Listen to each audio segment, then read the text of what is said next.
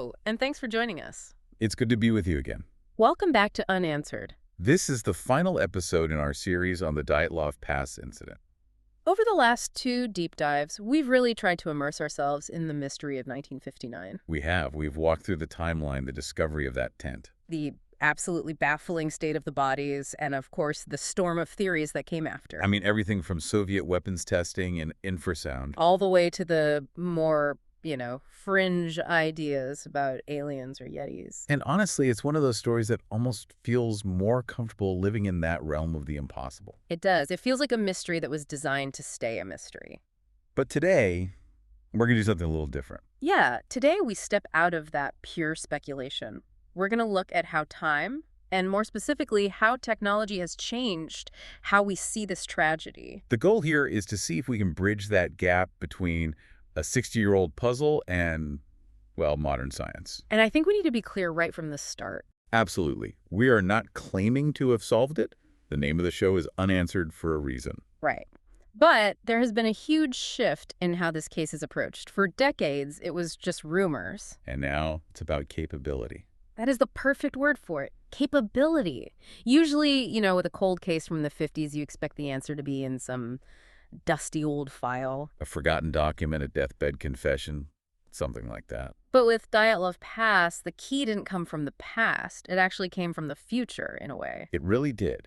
The push to re-examine this case, especially around 2019, 2020, it wasn't just curiosity. No. It was driven by the fact that we finally have tools the original investigators couldn't even have imagined. We're talking about advanced physics engines, complex snow simulations. And even, strangely enough, data from the automotive industry. So we're moving from just asking what if to actually being able to test it. Exactly. Taking the known facts, the slope, the snow, the wind, and running them through 21st century physics.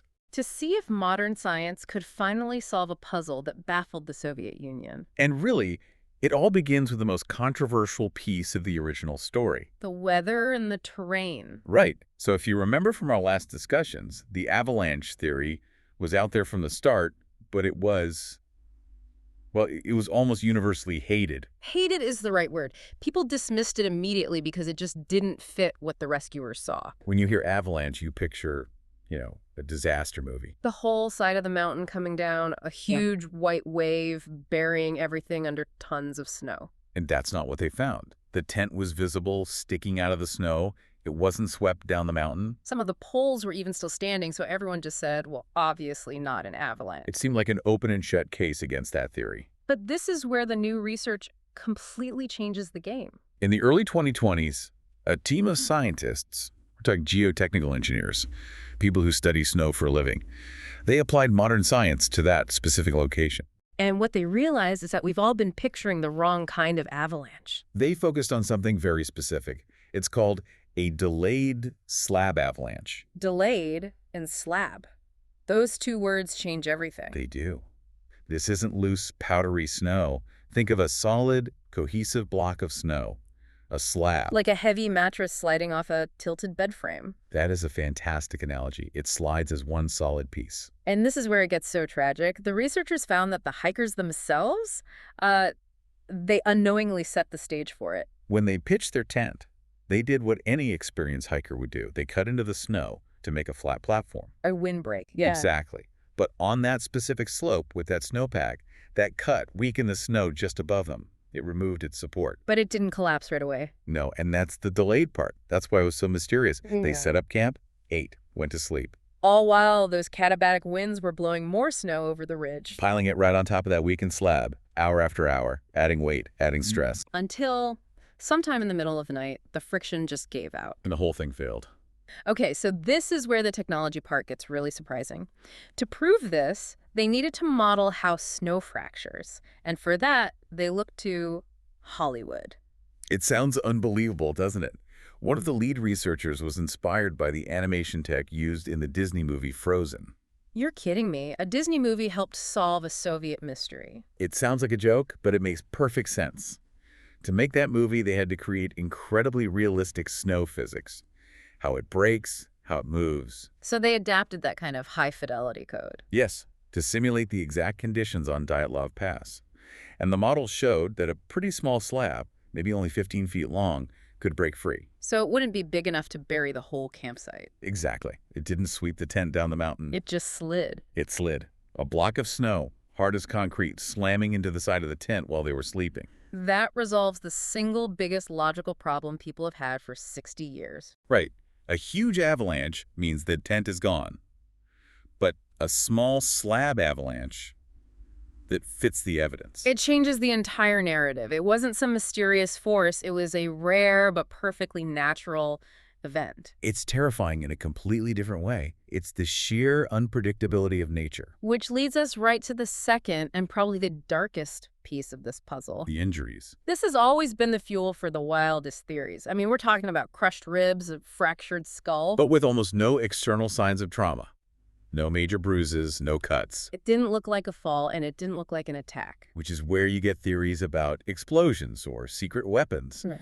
The mind just struggles to connect those kinds of internal injuries to an undamaged body. So the researchers didn't just model the snow. They ran another study specifically on modeling the injuries. And this time they weren't using Disney tech.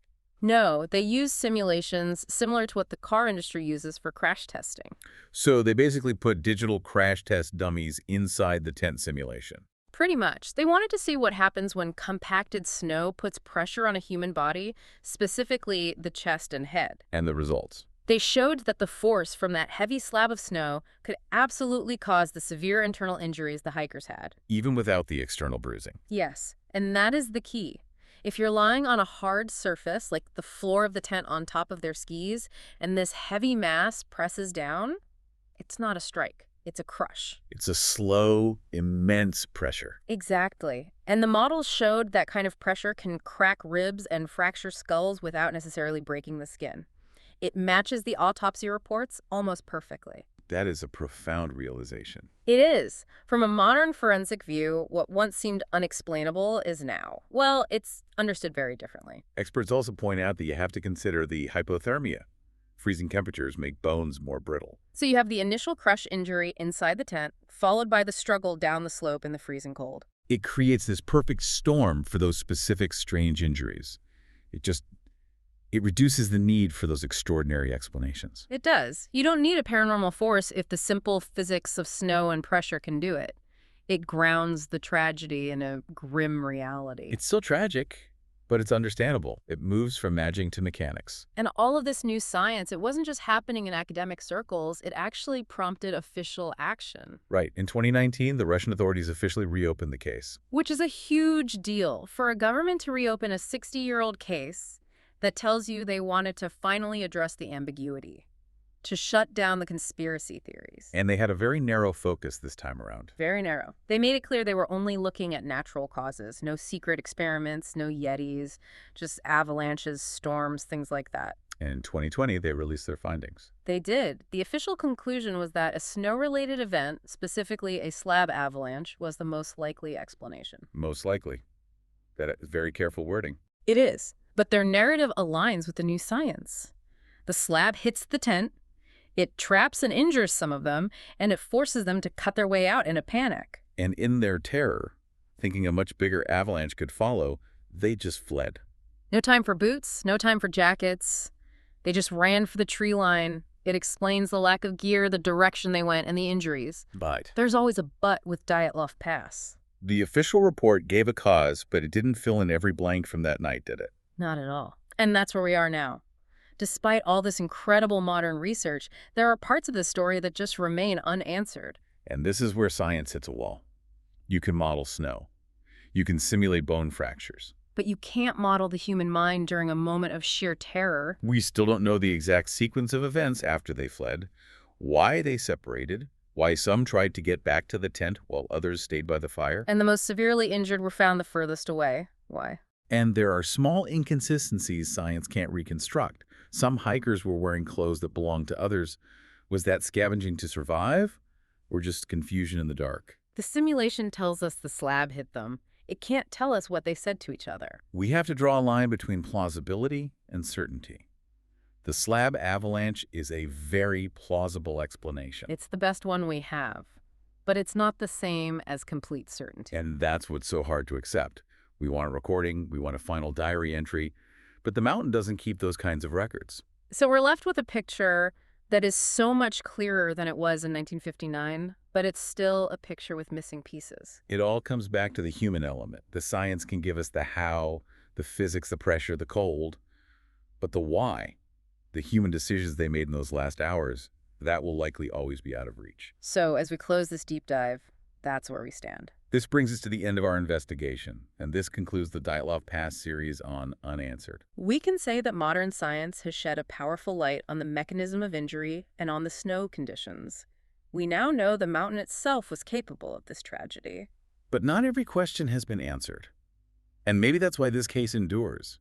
Unresolved stories like this, they remind us of the limits of our own knowledge. It's a humbling thought, isn't it? We have supercomputers and forensic simulations, but 9 hikers on a remote mountain pass 60 years ago still hold on to some of their secrets. They do. And while we might understand the forces that took their lives, the story of their struggle that belongs only to them, it's a reminder that behind every data point, there's a human being. We will be back soon. Unanswered will return with a new story, a new mystery to explore. Because if there's one thing that's certain, it's that there are always new unanswered questions just ahead. Thank you for listening.